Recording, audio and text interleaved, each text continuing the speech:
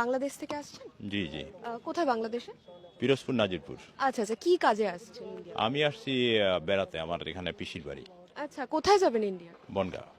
বনগাঁ এখানে। তো বাংলাদেশের পরিস্থিতি কেমন এখন?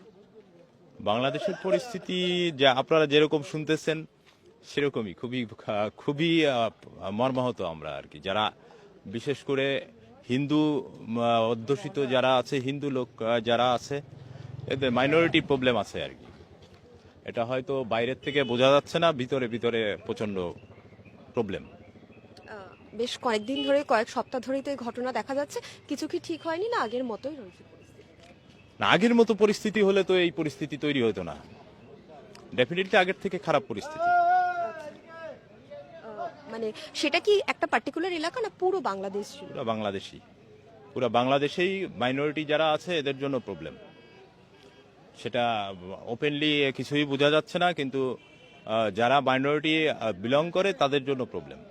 আপনি তো বাংলাদেশ থেকে এসেছেন, বাংলাদেশ থেকে খবর আসছে কলকাতা দখল করার, কি বলবেন? কলকাতা দখল করা যাবে? কলকাতা তো দখলই আছে ইন্ডিয়া গভর্নমেন্টের হাতে, এটা আবার দখল করবে কি? বাংলাদেশ থেকে বলছে দখল করবে। বাংলাদেশ আমরা যদি, বার্তা পাচ্ছি। বাংলাদেশ নিজের জায়গাটাই ঠিক রাখতে পারতেছি না, আমরা তো আবার কলকাতা দখল করবে কিভাবে? কোয়াইট ইম্পসিবল, এটা সম্ভব না।